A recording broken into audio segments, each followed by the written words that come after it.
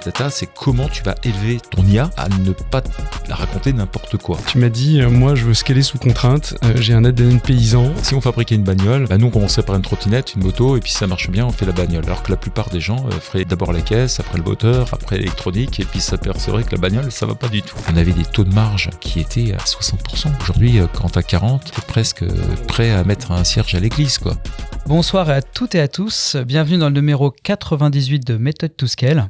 Alors j'en profite pour faire mon laïus habituel. Abonnez-vous à notre chaîne YouTube, à vos applications de podcast préférées. Ça fait monter le podcast dans les algorithmes, Aymeric, c'est toi le spécialiste.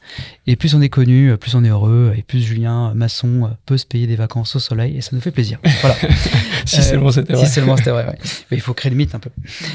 Donc aujourd'hui, nous avons le plaisir de recevoir Patrick Maurice, CEO et cofondateur de Dougs. Bienvenue. Salut Rick. Merci de m'inviter déjà. Avec plaisir. Donc qu'est-ce que Dougs ? Donc c'est une très belle entreprise de la Comptatech lyonnaise qui, grosso modo, vient bousculer les codes de l'expertise comptable traditionnelle. Alors quand vous entendez expertise comptable, restez avec nous parce que c'est l'expertise comptable nouvelle génération et Dougs a fait quelque chose d'extraordinaire. Donc je vous laisse laisser jusqu'au bout du podcast pour le découvrir. Donc, c'est quoi le parcours de Patrick ? Donc, Patrick, c'est un pro, c'est un expert qui a fait ses armes chez KPMG, que vous devez tous connaître comme un des grands Big Four de l'audit, et aussi chez Fiducial, qui est peut-être un peu moins connu du grand public, mais qui est, on peut dire, un équivalent dans la compta. Oui, même nombre de personnes. Voilà. Que KPMG. Donc de très gros jobs là-bas, de très gros postes. Et tu t'es lancé il y a un peu plus de 10 ans maintenant pour cofonder Dougs, avec une mission qui était de se dire, en fait, justement, on va libérer les entrepreneurs de cette tâche qu'ils prennent comme une tâche difficile pour qu'ils puissent se concentrer sur leur business. Donc c'est à la fois sur la partie compta, juridique, fiscale. Et ça, c'était ce qui t'animait. Donc c'est une très belle société qui est à Lyon. Donc merci beaucoup d'être monté à Paris. Et l'idée, c'est de construire une nouvelle génération de cabinets comptables qui à la fois allie tout l'aspect humain, évidemment, du métier, mais aussi la partie tech, on va y revenir, c'est ça la clé, c'est cette double dualité pour simplifier la gestion des entreprises. Alors, quelques chiffres pour nos auditeurs. Il y a à peu près presque bientôt 50 000 clients, 49 000, je crois qu'on disait ça, en off. Ouais. Voilà. Vous êtes 600 dans l'entreprise. Un chiffre de 35 millions d'ARR, qui est, je pense, parlant pour nos auditeurs maintenant. Alors, parlant pour ceux de la tech, mais alors peut-être un peu moins justement pour ceux du métier classique de compta. Ouais. On va revenir. Et on fera 55 millions au 30 septembre 2026. Voilà, et c'était 15 millions en 2023, donc c'est une très grosse croissance rentable depuis le premier jour.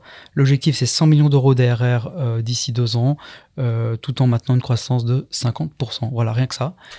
Julien, c'était une super intro, c'était génial. Alors, je vais quand même te reprendre sur 2 points. Le premier... Comment ça ? Ouais. Ah non, mais c'est pas possible. On va refaire. On va refaire.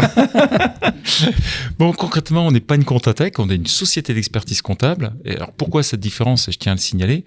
C'est qu'une Comptatech, on pourrait croire qu'on n'est qu'un truc SaaS. Il y en a qui le font, mais c'est pas notre cas. Et nous, on a toujours cru, effectivement, on en parlera tout à l'heure, que l'humain et la techno devaient se marier. Au même titre que si tu es chirurgien, aujourd'hui, tu peux pas bosser sans de la techno à côté. Ça, c'est le premier point.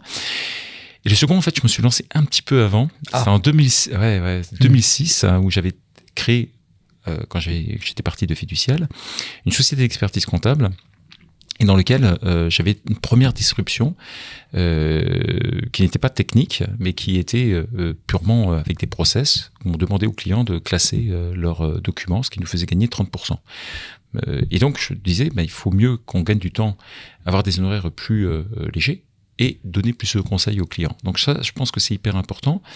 Et en fait, Dougs est venu après, juste parce que j'ai eu alors c'est pas celui-ci, c'est un iPhone 3G. Déjà. Alors là, j'aurais été très moderne de le recevoir en 2009.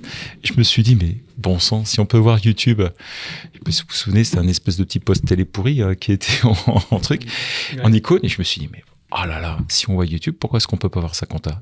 L'idée de Dougs est née là. C'est à ce moment-là que j'ai compris qu'on changeait de monde, que moi qui suis un enfant du PC, je me dis, allez, il y a une nouvelle techno, il va falloir surfer dessus.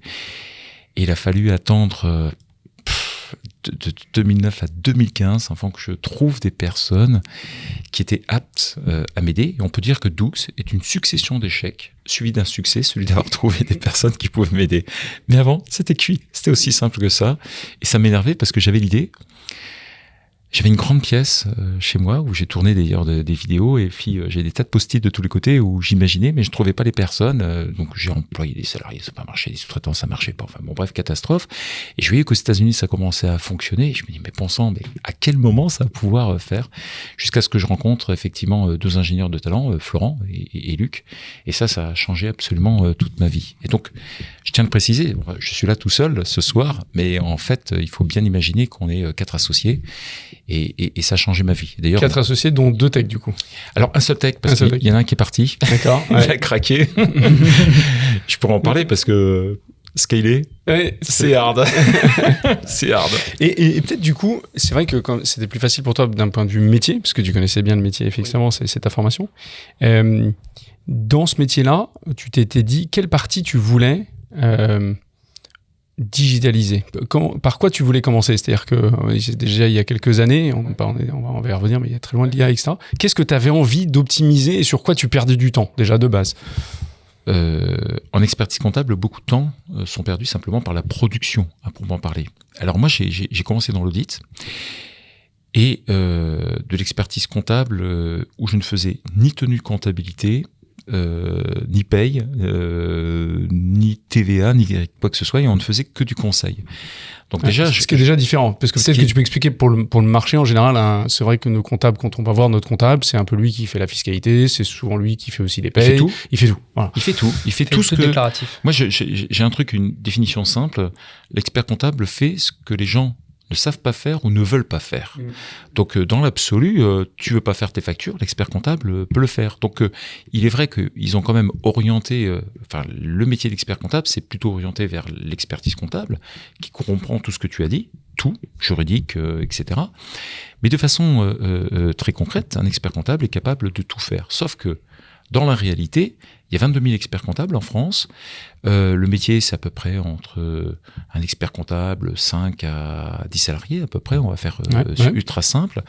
Et donc, ces personnes sont principalement dédiées à la production. Ça veut dire que tu as un expert comptable avec 5-6 personnes. Les 5-6 personnes font principalement de la production. Donc, ça veut dire de la tenue comptabilité, de l'établissement TVA. En guise de conseil, il téléphone. Bonjour, Madame Martin, vous m'avez pas donné votre facture, elle manque. Il reçoit ça sous copie digitale ou elle vient lui apporter. La personne continue, il fait la TVA, il enregistre et ainsi de suite et ainsi de suite.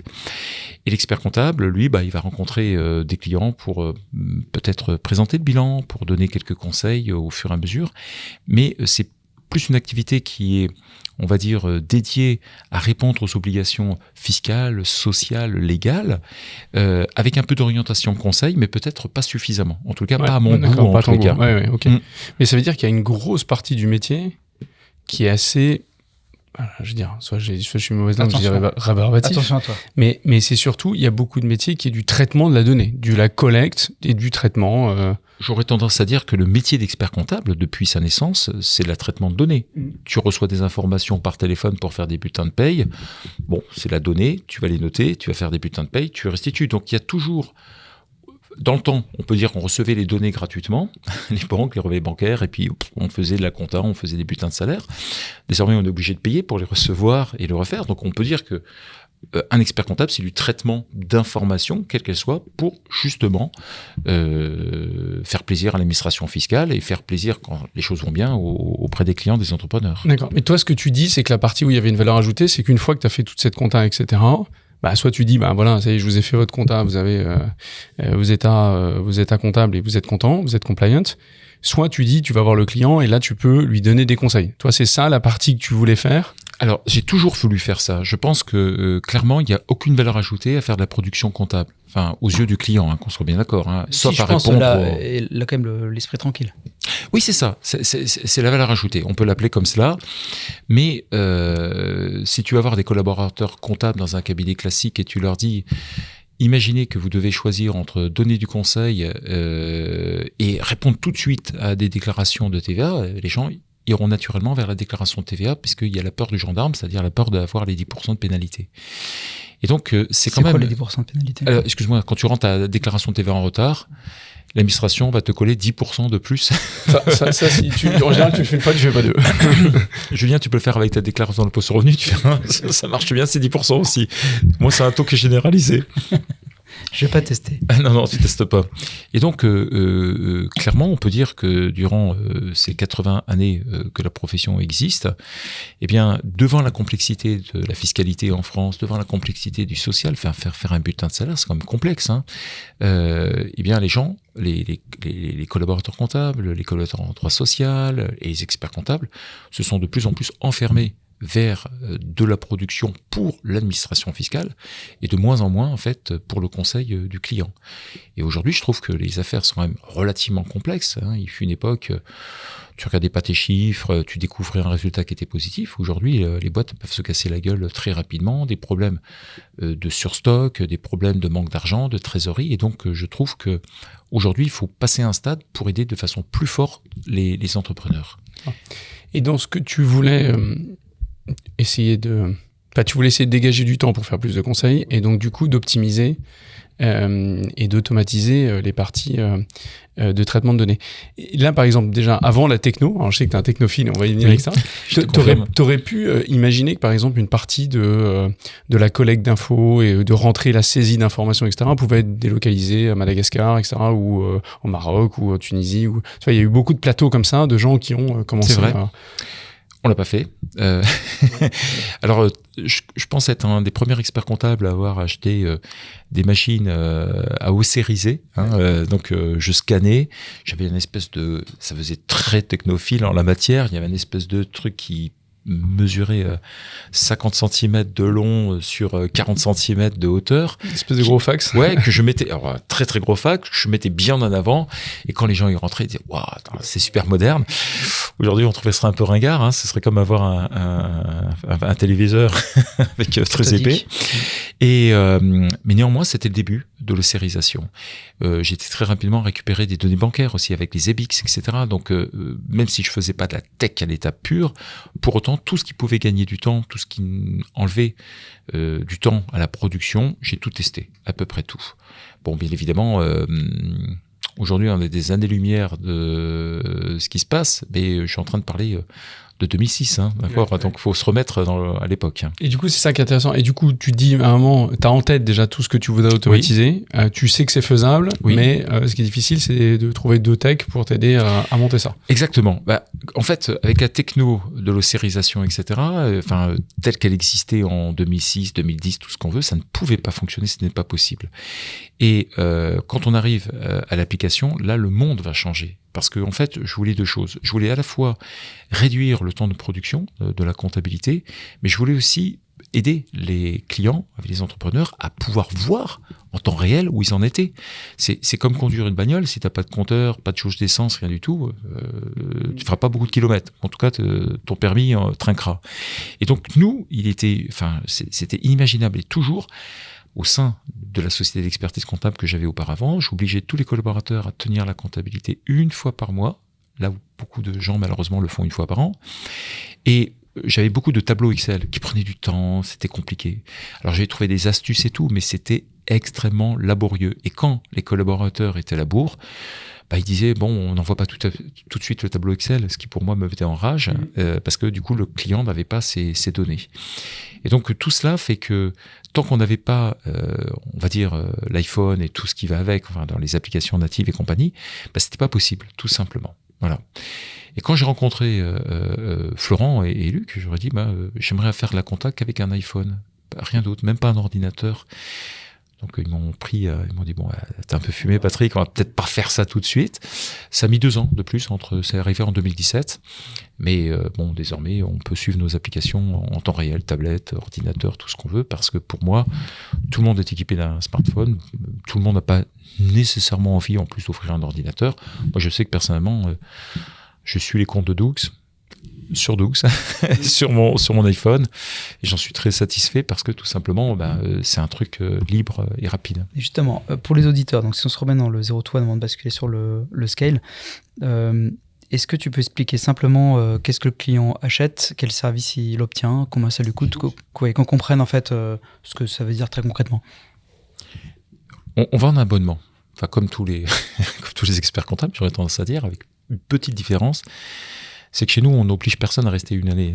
Chacun est libre de pouvoir partir quand il veut. Ça, c'est une grande philosophie de vie. On n'est pas une compagnie téléphonique pour imposer, vous êtes obligé de rester sur une année. Ça, c'est le premier point. Donc, on vend un abonnement qui va correspondre à un besoin identifié du client, et qui va être à la fois la comptabilité, la tenue de la comptabilité, à la fois la TVA, à la fois l'impôt sur les sociétés, le bilan, l'alias fiscal, et surtout le conseil qui va aller avec, à travers en fait des équipes qui sont dédiées. Ça peut être des avocats en droit des sociétés, droit fiscal, droit social, des experts comptables, des juristes. Il y a absolument tous les métiers qui sont représentés.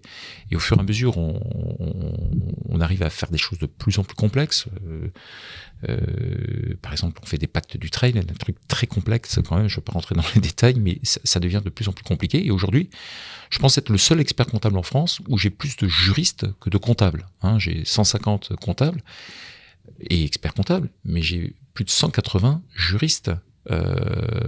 Et donc, pourquoi cette différence? Parce qu'en fait, il est rare que les clients nous téléphonent pour nous dire les gars, expliquez-moi les charges qu'on cède d'avance. En fait, tout le monde s'en fout. Par contre, pour des questions style mon salarié n'est pas arrivé ce matin, qu'est-ce que je dois faire? Là, t'es bien obligé d'avoir un juriste en droit social.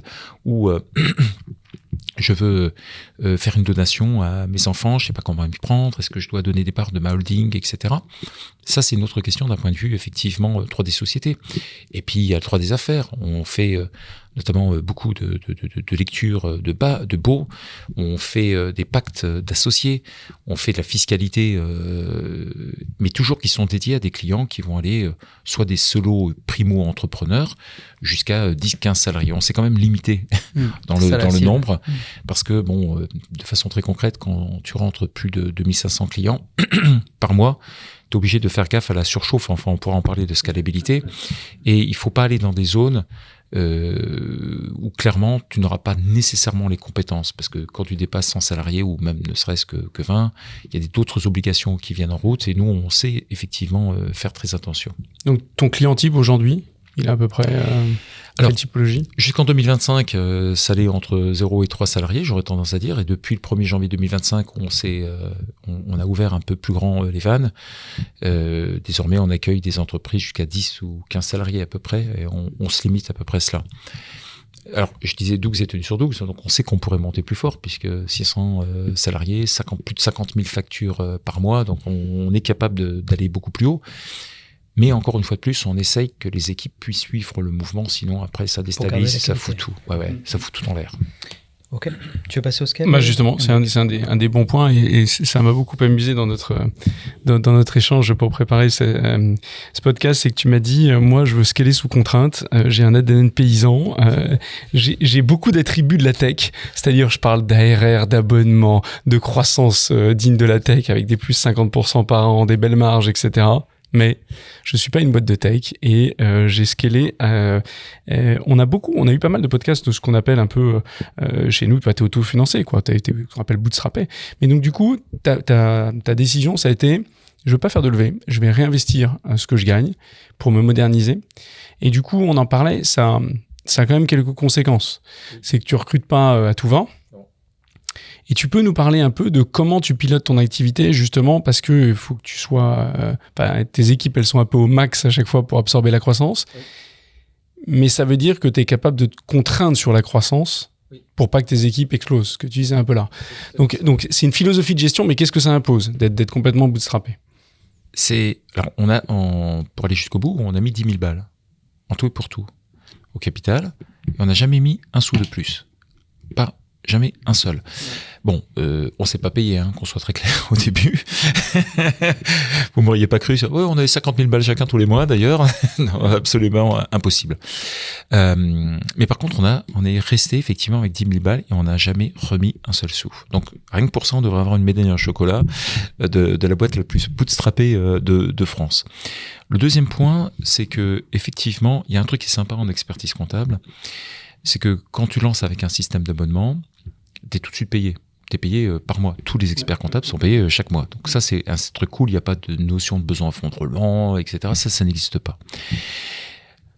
Le deuxième point également, c'est qu'on a un système trottinette, moto, voiture chez nous. Donc concrètement, pour que tout le monde puisse bien comprendre, que je m'explique un petit peu, c'est que si on fabriquait une bagnole, nous on commencerait par une trottinette, une moto, et puis si ça marche bien, on fait la bagnole. Alors que la plupart des gens feraient d'abord la caisse, après le moteur, après l'électronique, et puis s'apercevraient que la bagnole, ça va pas du tout.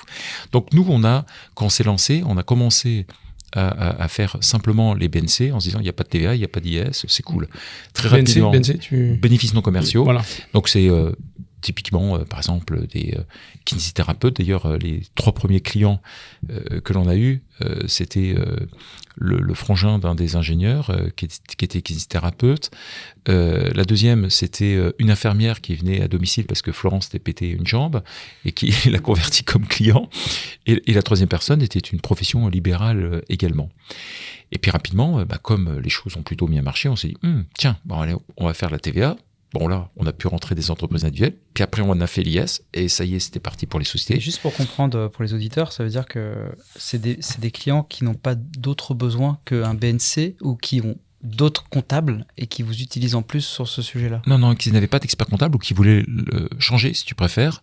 Et ils rentrent par cette porte-là. Exactement. Ils font le reste en fait. Exactement. Okay. Après, la techno, on va être honnête, la première année, on vendait ça comme un produit très technologique. Bon, le client, il voyait que c'était technologique pour lui, mais dans la réalité, on ramait derrière pour arrêter. Les 17 premiers bilans, ils n'ont jamais été faits par la techno, ça a été fait à la main, parce qu'on ne pouvait pas faire autrement. Et c'est la vie. Donc, on a été, mais par contre, on a vendu tout de suite. Ça, c'est un point qui est hyper important. On n'attend pas qu'un produit soit totalement super, qui fasse tout.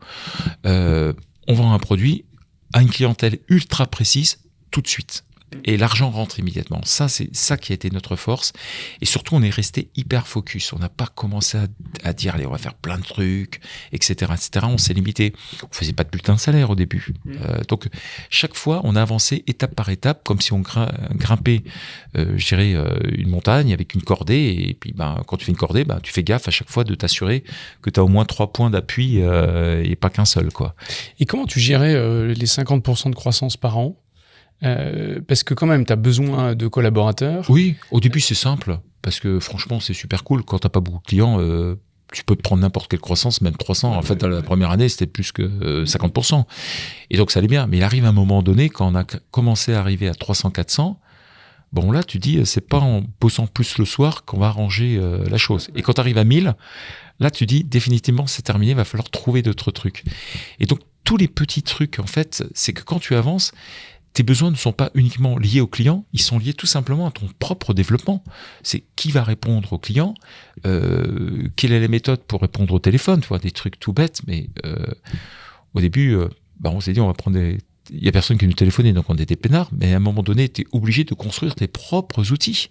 Puis après, quand tu grandis, tu dis, au fait, comment est-ce qu'on va communiquer ? Dans l'absolu, tu cries à travers une salle, ça marche au début, mais après, quand les gens sont un peu plus loin, faut trouver des méthodes. Et puis surtout, comment, et ça c'était hyper important, quelle est la data que l'on veut avoir ? Et ça, c'est la force d'aujourd'hui, c'est qu'on a toujours pensé que la data était l'élément le plus important et qu'il fallait en fait avoir une traçabilité absolument de tout, à la fois de la comptabilité bien évidemment, mais à la fois des échanges qu'on pouvait avoir avec des clients, soit avec le téléphone. C'est pour ça qu'on a adopté en fait, alors je vais faire un peu de pub, mais Ringover, on l'a adopté dès le début parce qu'on pouvait aussi scripter ce qui se passait et qu'on a utilisé tout de suite Intercom très rapidement aussi pour avoir notre propre produit pour scripter. Mais on va revenir à tes outils et puis ton approche, mais comment tu fais pour t'assurer, dans ces cas-là, quand tu es bootstrappé et que tu essayes quand même de charger parce qu'il faut avancer, comment tu t'assures de la charge de travail justement de tes employés et que tu sois toujours, que tout le monde ne parte pas en burn-out Ouais. Alors, le début, en 2015, c'est folklorique. Déjà, le premier, les clients, ils savent pas qui tu es. Je me souviens, t'es expert comptable, oui. T'es en France, oui, aussi. Je travaillerai quand même pas avec toi parce que mon banquier, il m'a dit qu'il fallait pas travailler avec les experts comptables en ligne. C'est ça, la réalité en 2015. Les choses changent peu de temps après, mais c'était exactement ça. Et puis, tu trouvais 0 collaborateur. Parce que les mecs, on disait, écoutez les mecs, vous savez quoi, on va changer votre métier, vous allez plus tenir de la comptabilité, plus de TVA. Et les mecs, attends, ils disent, attends, t'es gentil, ça fait 20 ans que je fais ça, t'es en train de me dire que mon boulot, ça sert plus à rien. Non, j'ai pas dit ça, j'ai dit simplement que tu vas exploiter une partie de ton travail différemment. Il y avait personne qui voulait venir, mais vraiment personne. C'était la galère la plus totale. Aujourd'hui, on n'a aucun problème pour trouver des collaborateurs, mais en 2015, personne ne voulait venir. Et donc, comme j'avais une boîte à côté EasyConta, au début, c'était les collaborateurs quasiment que je menaçais pour qu'ils puissent nous donner un coup de main. Donc, c'était extrêmement dur. Maintenant, je suis quand même quelqu'un du métier, donc je sais quelles sont les cadences que l'on peut espérer de la part des collaborateurs. Et on peut dire qu'on a monté les cadences au fur et à mesure que la techno pouvait le permettre, en mesurant déjà par nous-mêmes, en le faisant par nous-mêmes et en disant, ça, si on est capable de faire ça, par exemple, les premières années, il faisait 40-60 comme un expert comptable traditionnel qui fait 30 ou 40 dossiers à peu près. Donc nous, on fait un peu plus, etc. Mais chaque année, on a monté la cadence pour voir si ça tenait, si ça faisait. Et puis surtout, d'écouter les gens, de s'installer à côté. Enfin, une grande partie de mon temps, c'était de m'asseoir à côté d'un collaborateur, d'écouter, de voir un petit peu comment ça fonctionnait. Donc quand même, on avait une grosse pratique sur le terrain. On notait toujours les problèmes qu'il rencontrait et on essayait toujours de faire de mieux en mieux. Donc on n'est pas passé du jour au lendemain. Aujourd'hui, un collaborateur chez nous va faire 500 dossiers à peu près, 500 bilans, mais il n'est pas passé de 40 à 500, hein, clairement. Ça s'est fait sur 11 ans et puis... le scoop, c'est que bientôt, il n'y aura plus aucune limite. On y reviendra sans doute après, parce que les robots vont prendre la main, en tous les cas. Non, mais c'est intéressant, parce que ce qui est vrai, c'est que tu me disais, j'ai jamais eu le luxe d'embaucher 3 fois plus que nécessaire, donc à chaque fois, j'ai dû... j'imagine que tu as suivi ça. Oui, on faisait... Alors, je suis expert comptable, je fais la gestion, et on a grandi aussi à la vitesse qu'on pouvait absorber. Parce que quand tu as, par exemple... Imaginons 3 collaborateurs comptables, tu peux pas en embaucher 3 de plus. En fait, tu peux pas doubler les équipes et tu es obligé effectivement de respecter, de laisser le temps au temps. Ça, c'est hyper important. Et je pense que toutes les boîtes tech qui se sont lancées à avoir du fric en veux-tu, qui ont embauché des gens, ils se marchaient les uns sur les autres dans la réalité. Et nous, on s'est dit, le temps va jouer avec nous, il suffit juste effectivement d'y aller franchement, mais de pas aller plus vite que nécessaire. Et en fait, dans toutes les équipes, que ce soit les techs, que ce soit les juristes, etc., on est rentré. Et donc, ça nous a obligés de choisir la typologie de clientèle qu'on voulait. Ça nous a obligés aussi de refuser des clients à certaines périodes. On se croyait presque comme dans un restaurant. T'arrivais à partir de telle heure, je suis désolé, on peut pas vous prendre. Et donc, c'est l'enfer. C'est l'enfer. Et comme je dis tout souvent, choisir, c'est renoncer. Et donc, on a renoncé à prendre des clients. Et t'étais plus exigeant sur le staffing, du coup, enfin sur tes recrutements, j'imagine que pour... Bien évidemment, c'était... je peux dire que les premiers comptables, on n'en a gardé aucun. C'est aussi simple que ça. Ça collait pas, les gens se sentaient pas très bien. Et puis au fur et à mesure, on a fini par trouver en fait les comptables qui avaient renoncé à la vie de comptable ancienne méthode, exactement, en se disant, moi ça m'intéresse faire la techno, parce que en fait, ce que j'aimerais, c'est pouvoir conseiller les clients et pas tenir la compta, faire des TVA, ça m'emmerde, etc. Chez les fermes, ça m'emmerde. Et ça, pour nous, c'était hyper important de trouver cette typologie. Et donc, ça a été très long à mettre, on peut dire 2-3 ans à peu près. Alors du coup, maintenant, mon point 2, qui est mon point favori, et tu sais où je vais en venir, parce que c'est vraiment mon grand dada, c'est qu'on passe un peu de temps sur la différence entre ce qu'on appelle les tech-enabled business et évidemment les software companies. Donc en gros, business complètement SaaS, d'accord, business de logiciels que donc on connaît, il y en a plein sur le marché, notamment Pennyline, etc. Versus toi, qui n'a pas voulu créer un nouveau software pour des comptables, mais qui t'est dit je veux garder mon métier de comptable. En revanche, il faut que j'intègre tout un tas de choses. Et ce qui est intéressant, c'est que tu nous décrives ce que tu as voulu intégrer. Oui. Pourquoi d'ailleurs t'as pas voulu devenir une boîte de SaaS ? Je pourrais expliquer. Voilà. Et ce que tu as intégré et pourquoi ces parties-là, tu les as intégrées et tu penses que c'est important. Voilà. Alors, on va parler business déjà. Business, allez. On va parler business. Pour donner une idée, même si Pennyline a changé un petit peu les choses, qui est éditeur Pennyline, à l'époque où on s'est lancé, on avait analysé le marché. Enfin, je l'avais analysé. Et le marché, en fait, du software comptable, c'est un marché qui pèse aujourd'hui 350 millions d'euros, pour faire ultra simple. Et le marché... Pas plus. Ouais, non, pas plus. Penny Lane a changé les trucs, mais je vais pas citer le nom, mais l'un des plus gros actuellement fait 35-40 millions de chiffre d'affaires, pas plus, en étant vraiment l'un des premiers. Tu vois, des acteurs. Donc software, marché petit finalement. Mais en création, tu vois, c'est ça. C'est parce que tout simplement, les experts comptables veulent pas payer plus, je pense, et parce que les experts comptables sont aussi contraints actuellement avec des prix qui n'ont pas augmenté aussi vite que l'inflation, avec des coûts salariaux qui ont augmenté de façon significative, et les marges ont vraiment chuté. J'ai commencé dans le métier, on avait des taux de marge qui étaient à 60%, tu vois.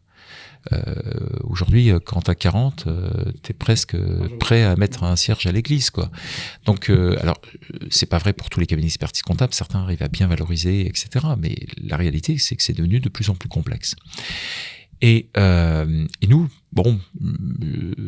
se lancer pour vendre des trucs à 5 balles par mois, aller démarcher l'intégralité du marché, aller voir des cabinets d'expertise comptable de 3-5 salariés, puis leur dire, attendez, vous allez avoir, vous avez 300-400 clients, franchement, ça me faisait pas spécialement envie. Puis on n'avait pas de légitimité, j'étais pas éditeur, donc c'était pas trop mon truc. Et l'autre côté, t'as un marché de l'expertise comptable, c'est 25 milliards. Bon. Déjà, ça change un petit peu la donne. Hein. Et un marché qui, selon certains spécialistes, pourrait doubler avec des services adjacents. Maintenant, revenons dans le monde des TPE. C'est un marché plutôt de 10-12 milliards, bon, ce qui est encore énorme. Encore, donc la moitié. Exactement. Et ça, c'est juste gigantesque. Donc, on s'est dit, dans ce métier, déjà, nous, on a déjà une expérience, j'ai une crédibilité par rapport à ce que j'avais fait, donc naturellement, c'est ce que je voulais faire. Je voulais pas être éditeur. Je voulais être éditeur pour nous, mais pas éditeur pour les autres. Voilà. Ça change beaucoup de choses. Ouais. Et être éditeur pour les autres, ça veut dire tu fabriques, si on mettait toujours les voitures, tu fabriques des berlines, Renault, etc., de bonne qualité là-dessus. Nous, on fabrique... une Formule 1, c'est fondamentalement différent. Donc moi, j'ai pas besoin de mettre un klaxon sur une bagnole. Ça n'existe pas, je pense, hein, sur une Formule 1. Enfin, sur Netflix, j'ai pas vu les mecs qui klaxonnaient pour doubler. Et donc, clairement, je mettrais pas 4 portes non plus. Enfin, tu vois. Donc, on est complètement dédié sur un seul truc. Ça permet d'être focus. Tech interne. Et ce qui veut dire peut-être qu'en termes de développement, t'as pas non plus besoin d'avoir un produit qui est aussi abouti qu'un Penny Lane, ou en fait, qui doit répondre, enfin, tu vois. C'est pas la même philosophie.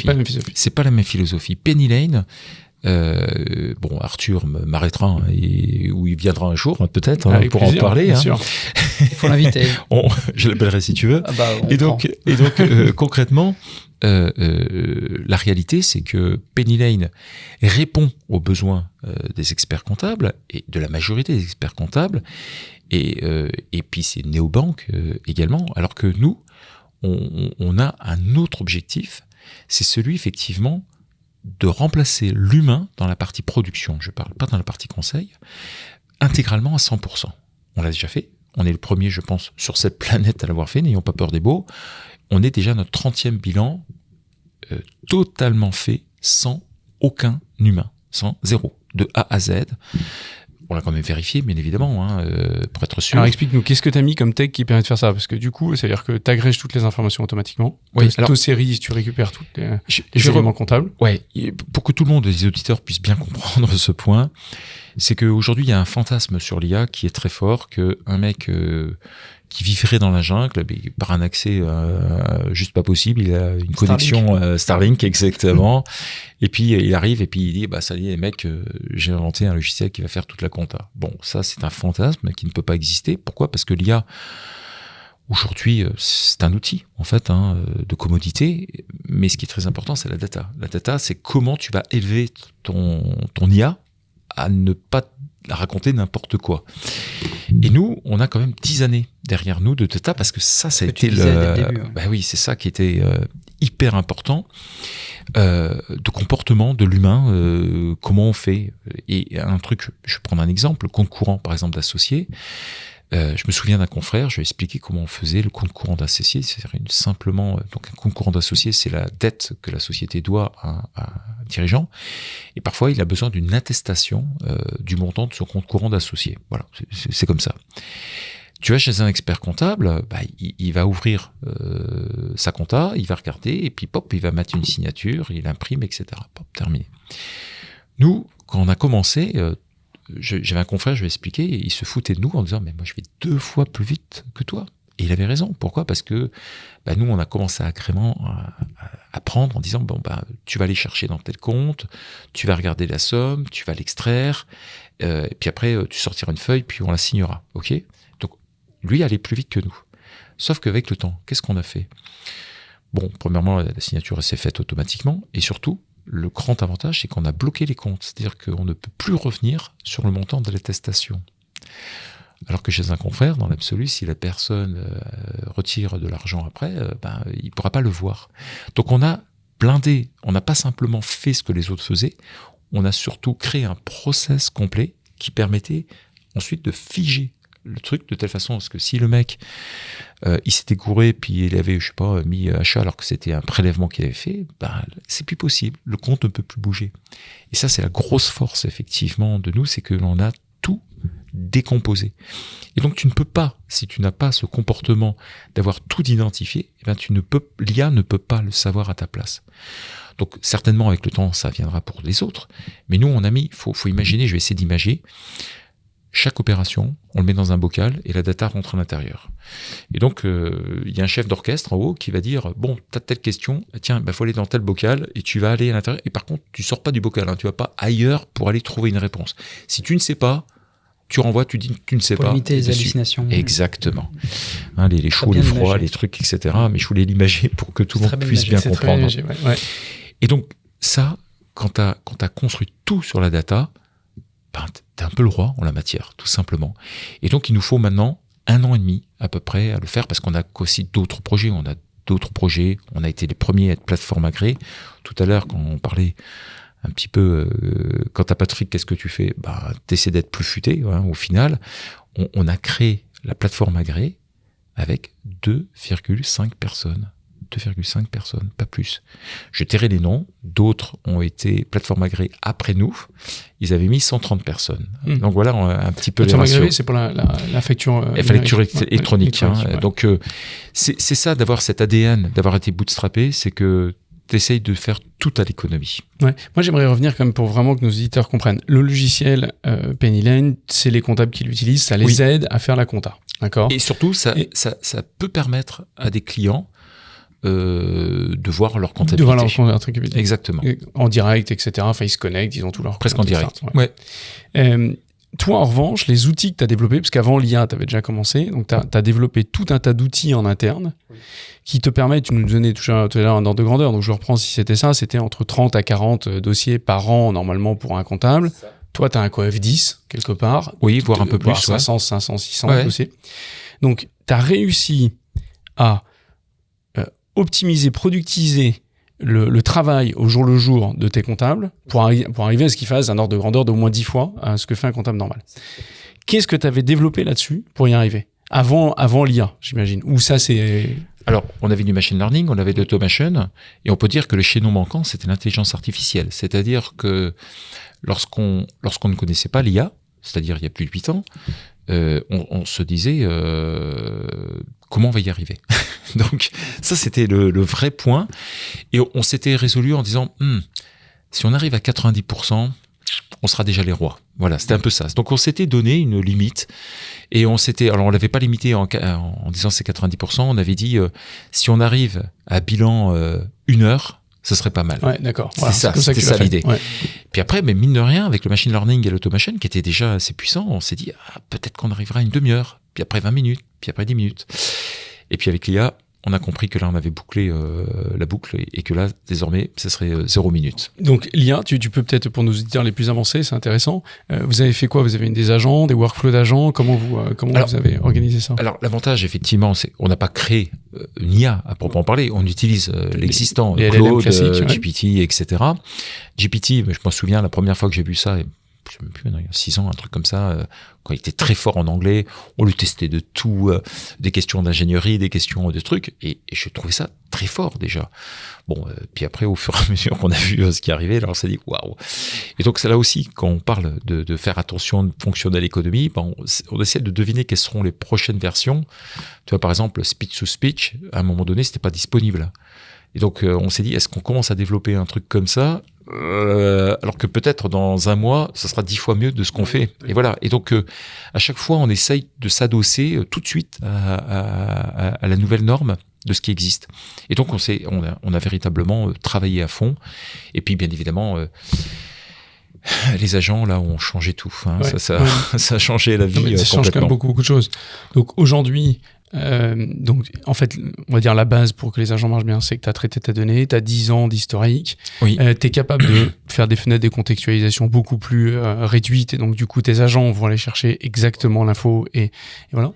Et ça aime surtout ce qui est récurrent. Enfin, par exemple, je vais te citer un exemple. On fait à peu près 1000 créations de sociétés par mois. Alors, je vais pas critiquer le guichet unique, le greffe du tribunal des commerces, c'est pas mon propos, mais il faut aller chercher ces factures.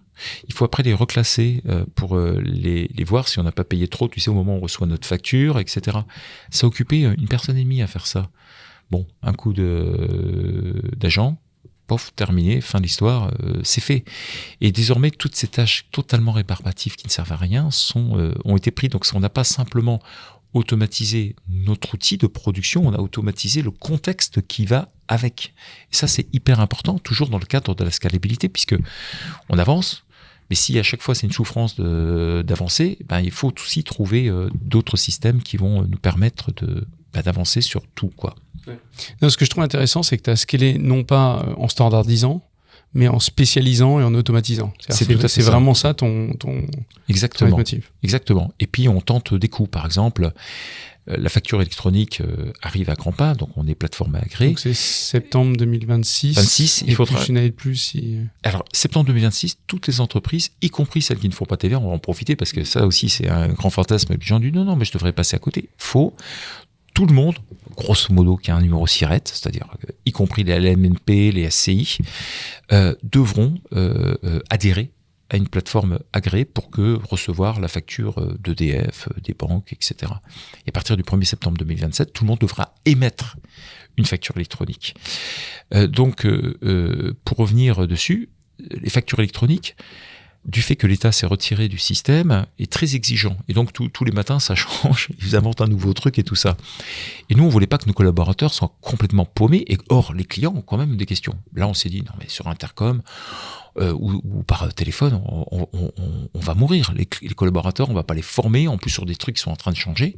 Et on a pris la décision que ce serait de l'IA qui répondrait directement aux clients. Donc, en expliquant pourquoi. On a dit aux clients... c'est des questions qui sont générales, c'est ça, générales. C'est pas lié à un dossier, donc l'IA doit le faire. Donc on a formé l'IA à répondre aux questions générales et on a un taux de satisfaction puisqu'on note quand même nos trucs à plus de 99%. Donc là, ça nous a quand même fait réfléchir aussi sur ce qu'on pouvait faire. C'est intéressant parce qu'il y a beaucoup de gens, il y a beaucoup de fantasmes autour de l'IA, et à l'inverse, il y a beaucoup de gens qui disent mais ça marche pas. D'abord, à chaque fois que je pose une question, la réponse est nulle. Enfin, on est à des années-lumière, etc. Quand même, dans ton discours, ce que j'entends, c'est que c'est besogneux, ça prend du temps, mais quand tu travailles ta donnée, que tu utilises des LLM spécifiquement sur telle question et que tu arrives à bien contextualiser, tu as quand même 99% de bonnes réponses. Donc, mais c'est fantastique. Et c'est pour ça que je dis qu'il y a un fantasme du mec qui vit dans la jungle et qui va arriver, qui va tout truc. Mais par contre, bizarrement, on sous-estime les impacts à 1 an, 2 ans, qui eux seront bien plus importants que ce qu'on peut imaginer. On peut pas le savoir là tout de suite, parce que le premier qui me dit voilà ce qui se passera dans 2 ans pile poil sur l'IA, bon, c'est Nostradamus ou c'est un gros menteur, quoi. Mais concrètement, on sous-estime quand même ce qui va arriver. Ça, c'est évident. Ouais, et puis si tu prends un peu de recul, tu peux te dire que la vitesse à laquelle ça évolue, quand tu vois depuis Cloudco, etc., c'est arrivé, on est au mois de mars, je rappelle que le 25 février, enfin voilà. Donc ça avance très très vite, mais toi, ce que tu dis, c'est que vous avez déjà embrayé là-dessus, déjà embrayé sur les agents, déjà embrayé sur toute cette automatisation. Est-ce que demain, Dans ta vision de la façon dont ça va évoluer, il y a forcément les tâches de base qui vont être automatisées. Voilà. Donc toi, tu as vu, on va aller vers plus de spécialisation, peut-être plus de services adjacents. Oui. Et est-ce qu'on va mieux former les collaborateurs ? Tu as utilisé l'IA pour former aussi un peu, du coup, puisque comme tu as toute cette donnée, tu pourrais faire monter en compétences des jeunes. Qui est un des pain points que tu disais tout à l'heure. Oui, alors. Il faut laisser le temps au temps pour les experts comptables. Tout à fait. Alors, il y a quand même deux choses. Le premier, c'est qu'on va pas former les gens sur l'intelligence artificielle à proprement parler.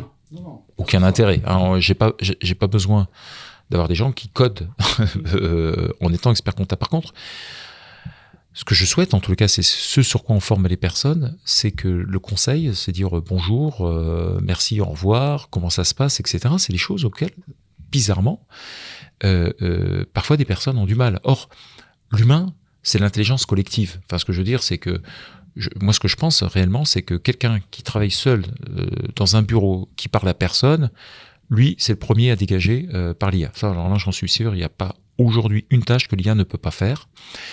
Par contre, cette intelligence collective de pouvoir effectivement converser, discuter, etc., l'IA n'est pas encore suffisamment forte pour remplacer l'humain dans cette conversation. Ça arrivera sans doute un jour, mais encore pas nécessairement maintenant. Et donc, pour moi, ce qui est important, c'est un changement de comportement. C'est que les gens puissent prendre le téléphone, puissent faire une visio, puissent communiquer aisément et de façon très pédagogique. Parce que les entrepreneurs seront de plus en plus abreuvés de chiffres, de données. Il faudra quand même pouvoir effectivement les extirper et pouvoir être capable effectivement de discuter avec eux pour pouvoir les accompagner dans cette démarche. Et je pense que le rôle de l'expert comptable aujourd'hui, il va être fondamentalement différent. Je pourrais tout à l'heure, si vous voulez, citer quelques exemples de ce qu'on fera pour plus tard et qui créera véritablement une valeur ajoutée supplémentaire. À terme, d'une façon ou d'une autre, la comptabilité deviendra une commodité et la première valeur ajoutée qui sera recherchée sera autre chose qu'un bilan et une liasse fiscale.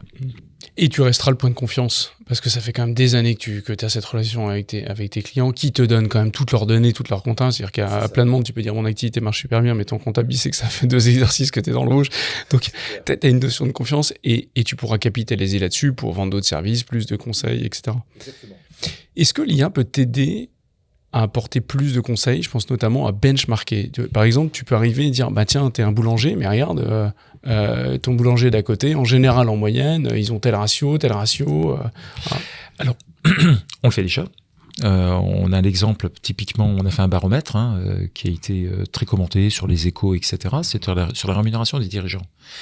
Et donc les gens, quelque part, ont pu benchmarker eux-mêmes leur propre rémunération par rapport. C'est-à-dire qu'aujourd'hui, si tu te lances, tu sais quelle rémunération tu peux avoir. Demain, on pourra aller davantage rechercher en fonction des métiers. Si tu es boulanger, si tu es pâtissier, si tu es consultant, combien tu pourras avoir. Et je pense que la data va te permettre de le faire. Tu parlais de boulanger. Moi, je suis persuadé, avec la facture électronique qui arrive, ça veut dire que désormais, la facture électronique, on en fait aussi un fantasme. Les gens disent, c'est bon, il n'y aura plus de tenue de compta.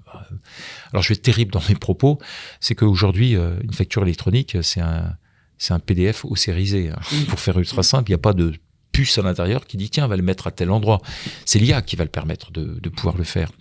Mais grâce à cela, du coup, tu pourras récupérer par exemple tout et tu pourras dire au boulanger, tu sais, tu as une consommation de sucre qui a augmenté de 10%, tes tarifs dessus, et puis après tu pourras te dire, bon, dans ton métier, le sucre, généralement, on l'achète tant à la tonne. Est-ce que c'est pas le moment de faire quelque chose, une espèce de grande coopérative pour acheter du sucre en commun? Je pense que les métiers vont véritablement changer et véritablement, on pourra apporter, on peut pas dire ça du coaching comme un prof de sport là qui dirait vas-y, fais plus de cardio, fais plus de ceci. On pourra coacher davantage les clients dans leur performance et leur permettre effectivement d'être beaucoup plus entreprenants ou tout simplement en connaissant les stats, en leur disant écoute, si tu investis tant, on a remarqué qu'en investissant dans le marketing, tu devrais avoir tant de plus de chiffre d'affaires. Ouais. C'est difficile de se projeter, mais quand on voit les progrès là de l'IA, est-ce que tu penses pas que toute la partie, parce qu'aujourd'hui, toi, tu t'adresses à des gens qui ont, on va dire, entre 1 et 10 personnes. Est-ce que l'IA est à un point où elle peut faire du traitement complexe pour des grosses boîtes avec des entités de partout, des consos, des retraitements interco, etc. Alors moi, je l'ai testé moi-même sur une conso de Doux, j'ai testé. Il y a encore des points d'amélioration.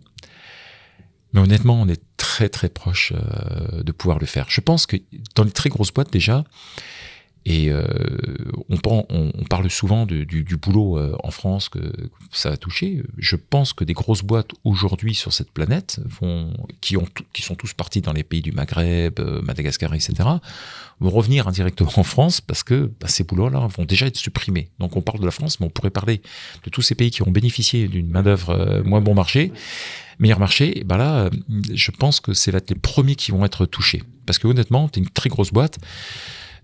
Aujourd'hui, tu peux te poser la question à quoi ça sert d'avoir des comptables à faire de la tenue comptable. Donc ça, je pense que c'est le premier point. Le deuxième, c'est les opérations ultra complexes dont tu parlais. La réponse est définitivement oui. Si elle est récurrente et tout le temps, là, définitivement oui. J'en suis persuadé. On le fait nous déjà pour le traitement, par exemple, de la récupération de la donnée, de la conversation d'ailleurs avec des clients, etc. C'est des choses qui honnêtement vont arriver là dans les semaines et les mois qui viennent, et la plupart sont déjà faits. On ne le sait pas encore. Les gens vivent heureux pour l'instant, et peut-être que les gens seront malheureux là quand ils vont écouter qu'il y a quand même un risque certain que toutes ces tâches vont se faire de façon très mécanique et automatisée. Mais ça nous amène sur la en fait, on y est déjà en fait. C'est pour ça que la question dont tu es en train de répondre, c'est finalement comment tu vois la boîte à 5 ans déjà. C'est quoi l'ambition que tu t'es fixée? Alors, le meilleur est à venir. Le meilleur est à venir dans l'expertise comptable. Je ne parle pas pour les autres métiers, mais je vais parler simplement de mon propre métier. Pourquoi ? Parce qu'on va pouvoir se consacrer véritablement à de la valeur ajoutée et l'humain sera augmenté grâce aux informations qu'il pourra traiter. Cette intelligence collective, il pourra la partager aux personnes. Mais de façon très claire, tous les métiers on complétera tous l'IA. C'est-à-dire que pour l'instant, c'est l'IA qui complète nos métiers. Et je pense que l'IA est compris comme une espèce d'outil actuellement, mais en fait, ça change absolument tout. C'est-à-dire que l'IA doit redevenir le centre en fait des préoccupations et doit être à l'intérieur même de la boîte.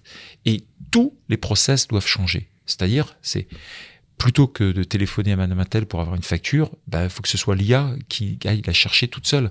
Et donc, ça change absolument tout. Ça veut dire qu'il y a un traitement total et un changement radical dans ce que les gens font, et ils vont devoir le faire autrement. C'est-à-dire, c'est les business models qui changent fondamentalement. Donc, si tu te plies à cette exigence, tu surferas dessus. Si tu te plais pas, la vague, tu te la prends dans la tête. C'est aussi simple que cela. Inspirant, très inspirant. Et est-ce que tu fais des choses en particulier pour garder sur la motivation, l'envie de faire progresser les gens alors, dans ta société, etc. On a beaucoup de gens qui télétravaillent. Alors, on a des locaux qui se trouvent dans l'est de Lyon. On a un peu plus de 1000 mètres carrés. Les gens peuvent venir, ne pas venir. Enfin, chacun fait un peu comme il a envie. Chaque personne a des managers, c'est-à-dire un one-one toutes les semaines, des rendez-vous dans une équipe. On passe beaucoup de temps, en fait, dans le management parce qu'on a compris un truc. C'est que tu peux faire la meilleure tech du monde. Si t'as pas les humains qui suivent, t'es cuit, c'est mort. Ou en ces cas-là, tu fais un peu comme les fantasmes, le mec qui est tout seul, qui va faire un truc s'il va faire 1 milliard de chiffre d'affaires lui tout seul. Mais bon, j'y crois moyennement là-dessus. Nous, on croit en tout cas que les humains ont besoin effectivement d'être motivés et d'expliquer aussi pourquoi. Et peut-être dernière question, en dehors de Penny Lane, tu inviterais qui à ce podcast pour qu'il témoigne à son scale? Il y a d'autres personnes qui font des choses. Penny Lane a une situation très particulière. Il lève beaucoup de fonds, énormément, pour compenser, je pense, le cash qui brûle un petit peu. Mais dans l'expertise comptable, je pense qu'il y a certains, je pense à Hendrix, par exemple, David Imbert, quelqu'un, je trouve, qui a bien manœuvré, qui fait pas la même chose que nous du tout. Je pense qu'il y a des personnes, effectivement, qui sont sympas. On a aussi, je pense à Time, Arnaud, je trouve que c'est un gars super intelligent, qui a bien fait les choses. Et donc, dans la profession, je trouve les experts comptables, les experts comptables sont intelligents en règle générale. C'est les gens qui sont bosseurs, ils ont une confiance, etc. Et tu as certains qui commencent déjà à prévoir le futur, pas forcément dans ce qu'on fait, puisque, alors, je veux dire qu'on est unique, mais on est le seul expert comptable digital à faire notre propre application et à n'être que digital. Il y en a un autre qui le fait, Arnaud d'ailleurs, et lui il le fait aussi avec des cabinets physiques principalement. Donc, et puis tu as des Legal Tech, enfin il y a tout le monde. Et donc ce qui est intéressant de voir d'une façon ou d'une autre, c'est qu'à terme on fera tous à peu près la même chose, que ce soit les banques, les Legal Tech, et puis les experts comptables. Il y aura des majeurs qui seront différents, et on verra. Et donc là il y a une espèce de grande course qui est lancée avec la facture électronique. Alors moi j'ai le temps, dans le sens où j'ai pas envie spécialement que presser le temps. Mais il y a un truc qui est génial, c'est que auparavant tu étais grand ou tu étais petit, désormais c'est les plus habiles et véritablement là qui gagneront ce coup-là.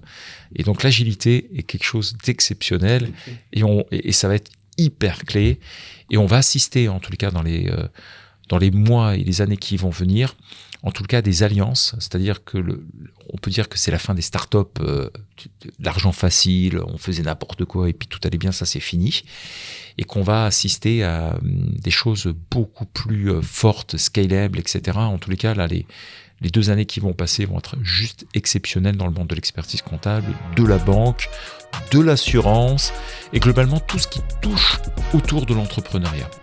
Merveilleux. Merci pour cette touche finale. Ouais, et à bientôt sur les ondes. Merci. Merci beaucoup. Merci à vous deux.